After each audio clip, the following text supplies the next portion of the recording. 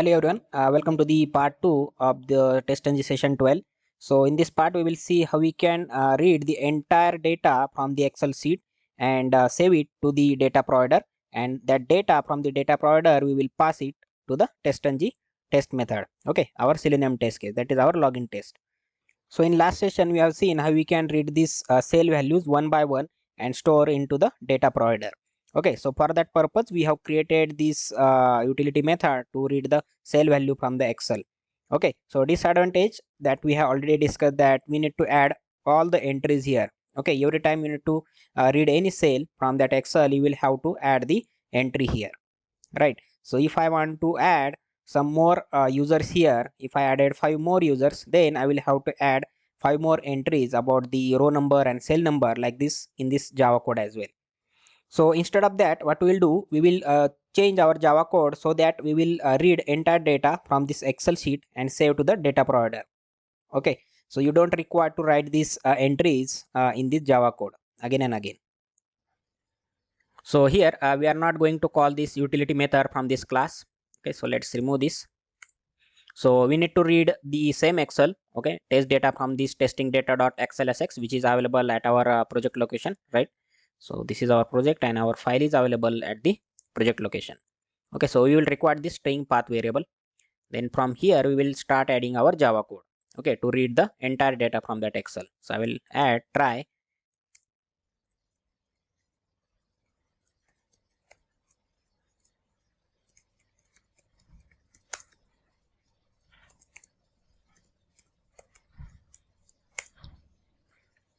So first let's create the object for file class. Okay, so file equal to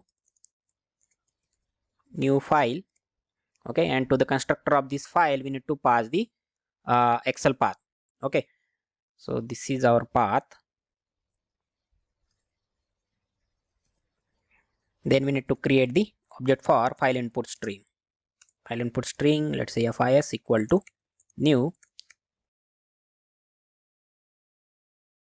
Okay, so we have sent this file reference to this constructor of file input stream. So once we get the file input stream, then we can get the workbook. So that is XSF workbook WB equals to new XSF workbook, and to this constructor we need to send this file input stream. Okay, so our workbook will be ready. Okay, so for this purpose, make sure you have added the Apache Poi APIs in your pom.xml file. Okay, so we have already added it. Okay, so few dependency, that is TestNG, WebDriver Manager, Selenium, and these are the Apache Poi API dependencies you need to add into the pom.xml file. Okay, so our workbook is ready. So depending upon workbook, we can get the sheet from that Excel, right? So for that purpose, you need to create XSF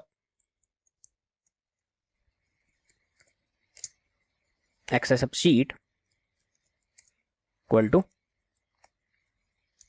wd dot get sheet, that is, let's say get sheet, let me use get sheet at. Okay, let's use the index get sheet, that is the 0th sheet. Okay, so 0th sheet from this Excel.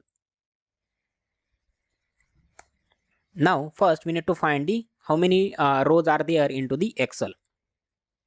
Okay, so we are going to find the number of rows in this Excel which have some data. So number of rows having some data is 1 2 3 4 5 6. Okay, so we need to read the 6 rows from this Excel. And how many rows, how many cells we want to read? That is 1 2 3. So first let's find the physical number of rows.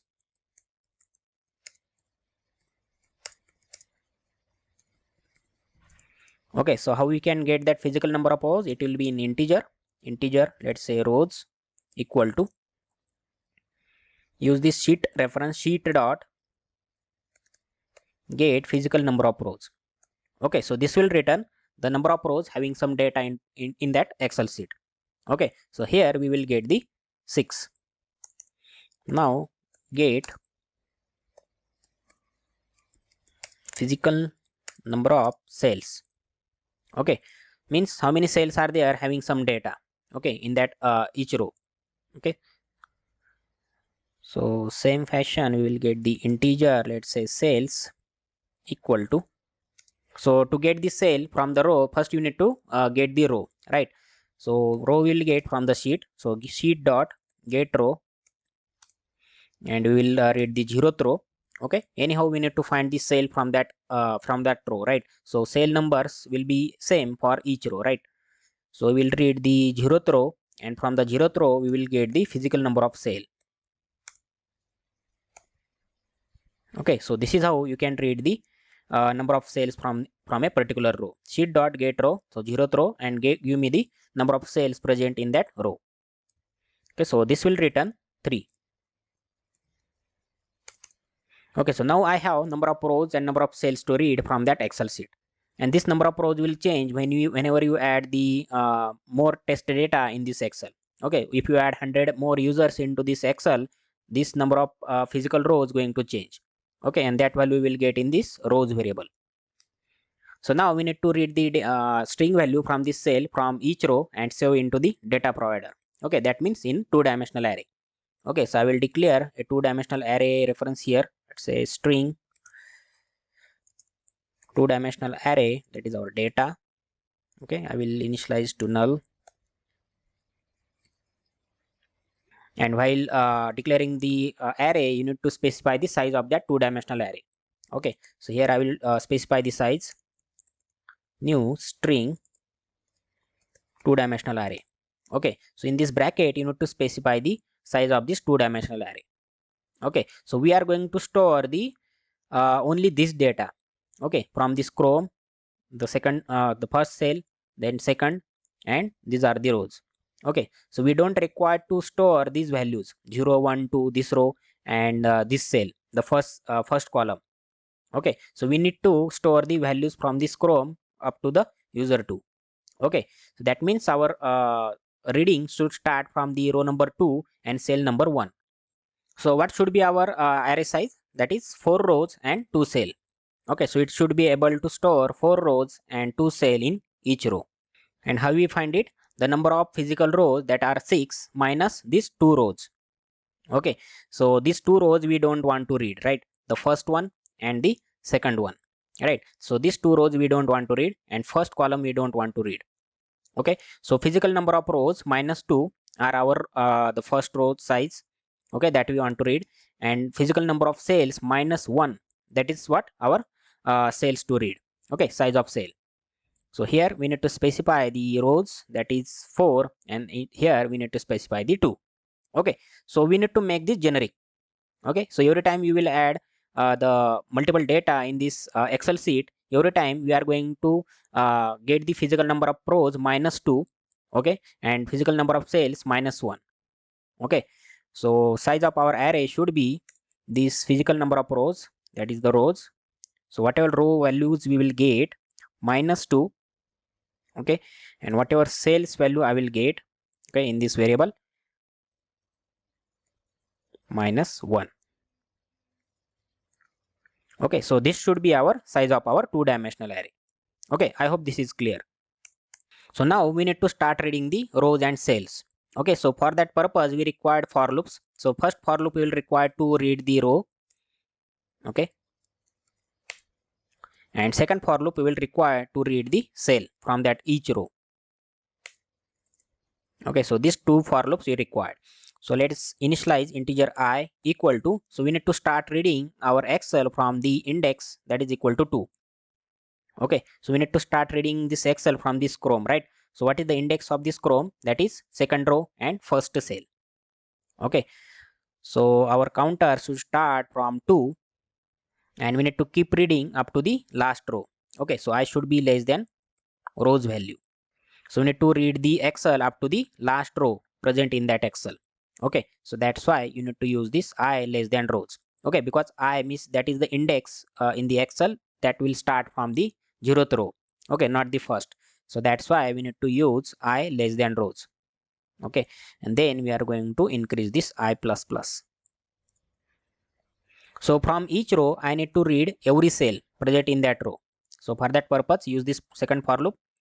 So integer j, and this j should start from 1. Okay, so for that Chrome, our cell should start from 1, right, not the 0. Okay, this value we don't want to read. Okay, so j should start from 1. Then again, j should be less than number of cells. Okay, so we need to read all the cells present in each row. Okay, so that's why j is less than cell, and increase the j value in every iteration. So from second row and first cell, I need to read the cell value. Okay, so that value will be in a string cell, let's say data equal to sheet dot get row. Okay, give me the row number is, provide this I. Okay, so whatever value of I, give me that row, dot, from that row give me this cell. Which cell? That is the value of this j. Okay, and for that cell give me the string cell value. Okay, for that cell give me the string cell value, and that I will store in this cell data variable. So once I get the string value for that cell, I will store that value into the two-dimensional array. Okay, so our two-dimensional array index will start from 0, right, 0 comma 0. So first value in the two-dimensional array will be stored at 0 comma 0 index, right. So our data two-dimensional array, okay, equal to this cell data. Okay, so where you need to store this string value, so it should start from 0 comma 0, right. So our I is starting from 2. Okay, so we need to use I minus 2. Okay, so row number, that is the 0th index, and for the cell we will use j minus 1. Okay, so for first iteration at data, here I will write data first iteration, that is I, for I equal to 2, I minus 2 will be 0, right, and j minus 1, that is also 0. Okay, so our first element, whatever value we will get for the cell data, will be stored at this data 0 comma 0. Okay, so that is our Chrome value. Okay, so for second iteration, I will remain 2 and j will be increased to 2. Okay, so I will get the next cell data in that second row. Okay, and that will be stored at this location. So this data 0 will remain as it is. Okay, I is 2, 2 minus 2 is 0, and the next index will be j minus 1. So j will be 2 in next iteration. So 2 minus 1 is 1. Okay, and the second value we will store at this location. So that is this value. I hope this is clear how we are reading the cell data one by one depending upon the row value and cell value. Okay, and storing it into the two-dimensional array. So in this two-dimensional array, how this value should be saved in this fashion: 0 comma 0, then next value 0 comma 1. Okay, so then next value should be stored at this location, data 1, that is the first comma 0. Okay, the next value, and then next value will be stored at 1 comma 1. Okay, so once this iteration is completed, we will get all the data from this Excel. Doesn't matter how many rows are there. Okay, so currently we only have 5 rows. Okay, 6 rows, these are the physical number of rows, 6. Okay, so all these 6 rows will be read, and each cell from this row. Okay, so only thing is we are starting reading from the second row and first cell. Okay, so that's why only these 8 elements we will store in our two-dimensional array. So here we are closing the for loop for reading the cell, and here we are closing the for loop for reading the rows. Okay, so at the end of this for loop, we would have all the data stored in our two-dimensional array. Okay, all the data from Excel sheet. So we just need to return this data object of two-dimensional array. So that we are going to return at the end.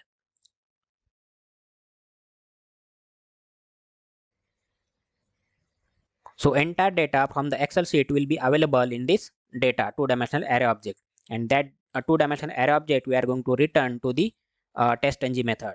which is using this data provider. Okay, so this is the login test which is going to use our data provider. Okay, so that data will be given to the login test. Again, we will get the browser value and user information, right? So we are going to split these values. Okay, so this I have already explained in the previous session, right? And then we are going to open the browser depending upon our browser parameter. So if it is Chrome, open the Chrome browser. If it is Firefox, then open the Firefox. And then we will go to this sample website. And using this web element for the username, password, and login button, we will enter the data, whatever value we will get from this data provider. Okay, so this is how operation is happening. Whatever data that we are going to use for our login test is stored into this Excel. So we are reading this Excel and storing that data into the data provider two-dimensional array. And after reading entire data from that Excel, we are returning that two-dimensional array object. Okay, and same will be used to run our login test multiple times in a single run. So I think our code is ready to use. So only thing is we need to close this workbook once our read operation is done. Okay, so once we complete the read operation, here I will close our workbook. So wb dot close. Okay, so this will close our workbook. So if you add any other data into this Excel, it will not affect our automation. Okay, so you don't require to change anything in this Java code. Okay, so currently we have 6 rows. Okay, and let's try to test this, and then we will add some more data into this Excel, and again we will run. Okay, so to run this login test, we have this TestNG XML file. So run as TestNG suite.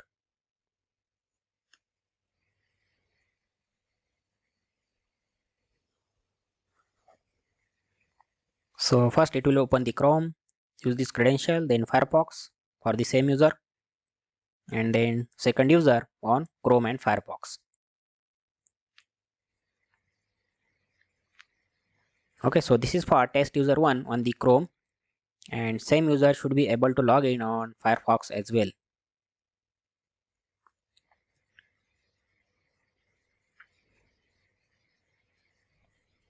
Okay, this is the Firefox test for test user 1. Now login test will run for the user 2 on Chrome and Firefox.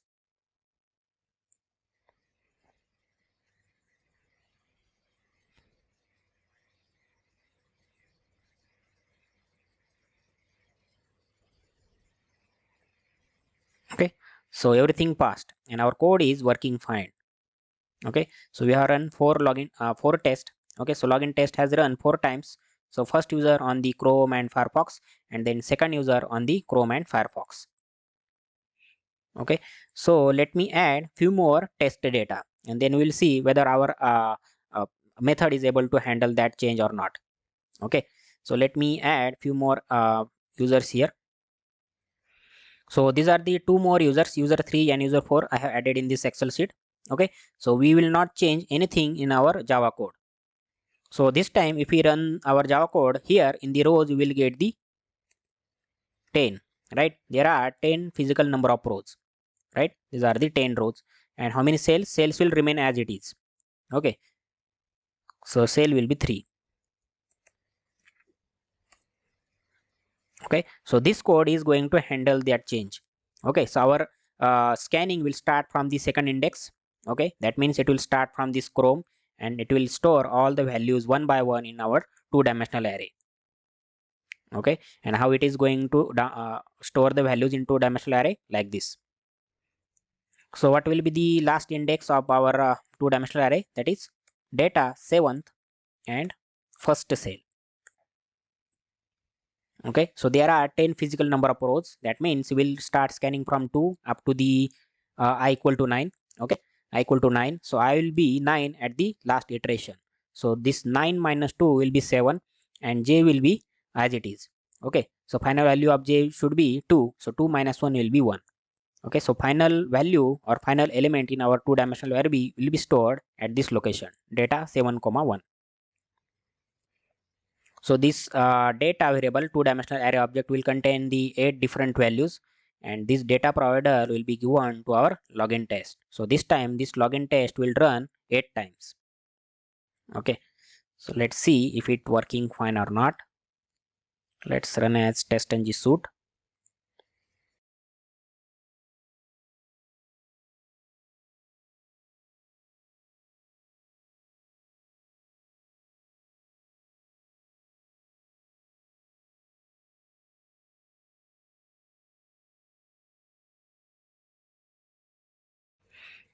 Okay, so in a single run, we are able to run our login test multiple times with different set of test data. Okay, so this is for Chrome for test user 1, then test user 1 on the Firefox, second user on both browser, then third, and this is the fourth.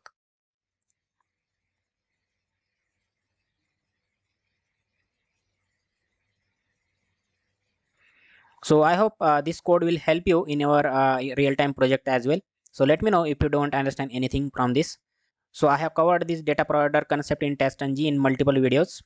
Okay, so if you go to the channel in the TestNG playlist, you will find the different videos for the parameterization. Okay, so for the data provider, we will have multiple videos here. Okay, so just watch in sequence so that you will understand this concept perfectly. So that's all for this session, guys. Please share the videos and the channel with your friends who are learning the automation, who are at the beginner level. So definitely all the videos or all the playlist whatever available in my channel will definitely help them to learn from the basic. Okay, and you can always contact me on the ageautomation09@gmail.com, or you can add the your questions in the comment section as well. So thanks for your time for watching this video, guys. I will see you in the next video soon.